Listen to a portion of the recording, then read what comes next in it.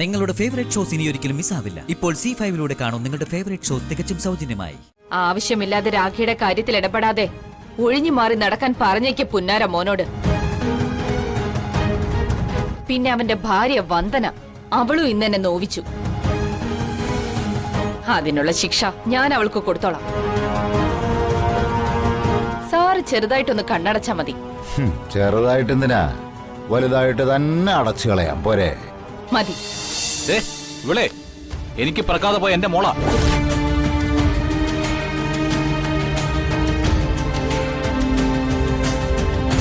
ഇനി എന്റെ മോളുടെ നിഴൽവട്ടത്തെങ്ങാനും നിന്നെ കണ്ട ദിയമോളുടെ അപ്പച്ചിട്ട് 16 അടി എന്ന് ഞാൻ നടത്തും.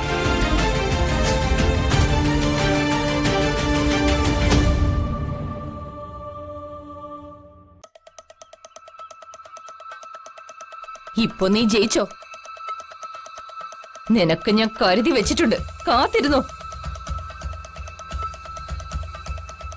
ദിയമോള് എന്റെ ഏട്ടന്റെ കുട്ടിയാ. ഇവളെ ഞാൻ സ്വന്തമാക്കും. വന്ദനെ, ഞാൻ നിന്നെ കരയിക്കും. ഈ രാഖിയാ പറയുന്നേ. ഒന്ന് പോടി.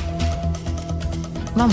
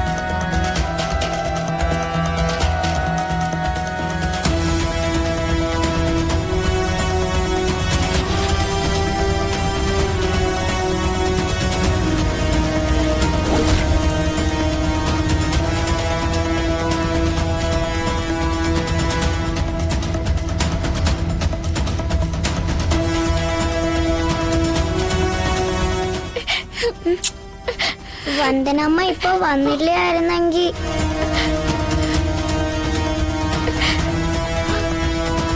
എന്റെ മോളെ രക്ഷിച്ചതിന് ഒരുപാട് നന്ദിയുണ്ട്.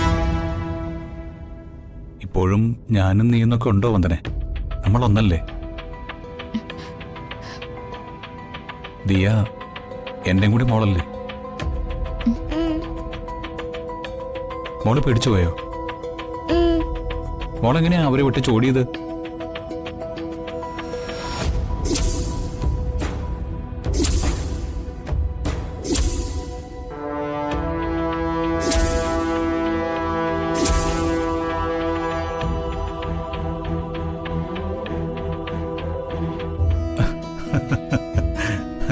മിടുക്കി. ആ രാഖിക്ക് അങ്ങനെ തന്നെ വേണം. ജഗനങ്ങള് എന്റെ കൂടെ ഉണ്ടെങ്കിൽ ദിയമോൾക്ക് നല്ല ധൈര്യ.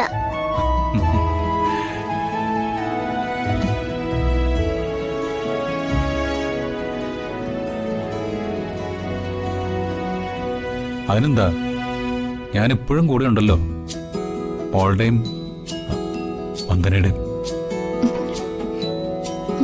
എന്നും.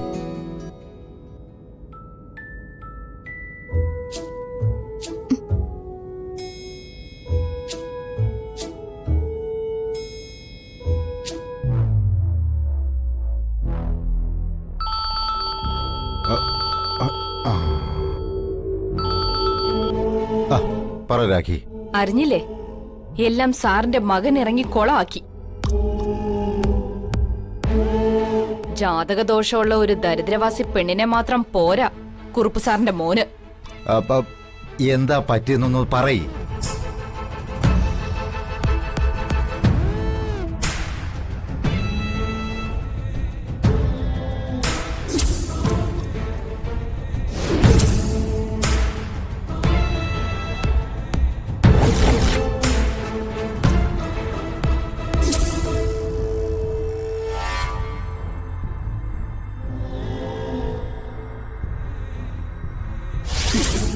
എനിക്ക് എന്റെ രാജീവേട്ടന്റെ മോളെ വേണം.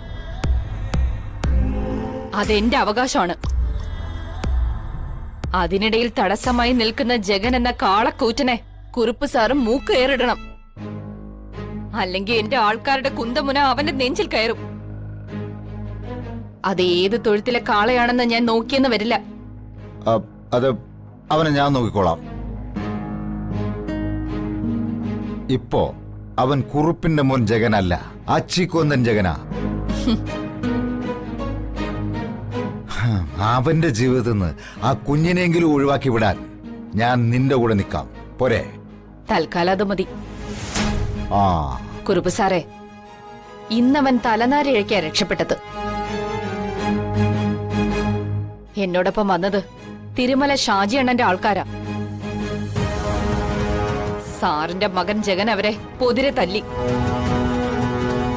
തല്ലുകൊണ്ട ഗുണ്ടകൾ ചിലപ്പോ എനിക്ക് വേണ്ടി അതൊക്കെ മറക്കും. പക്ഷെ തിരുമല ഷാജി അണ്ണൻ അത് മറക്കില്ല. കാരണം അവരെ അടിച്ചപ്പോ വേദനിച്ചത് ഷാജി അണ്ണനാ.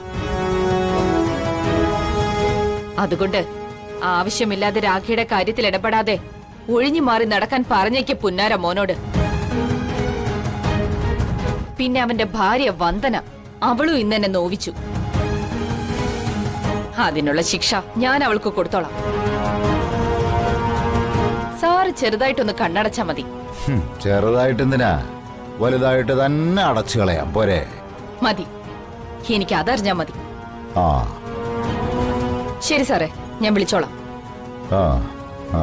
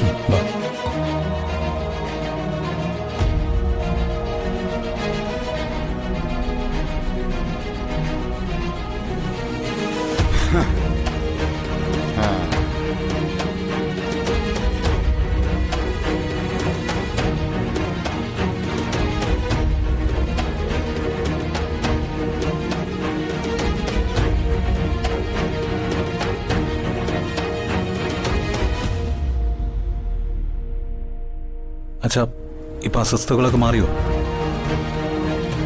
ഞാൻ ശിവപ്രസാദിനെ ഇങ്ങോട്ട് അയച്ചിരുന്നു. എന്നിട്ട് അവൻ പറഞ്ഞില്ലടാ കാര്യങ്ങള്? അച്ഛൻ ഹോസ്പിറ്റലിൽ പോകാൻ വിളിച്ചിട്ട് പോയില്ല എന്ന് പറഞ്ഞു. ഇപ്പൊ എങ്ങനെയുണ്ട്? കണ്ടില്ലേടാ, പരമസുഖം.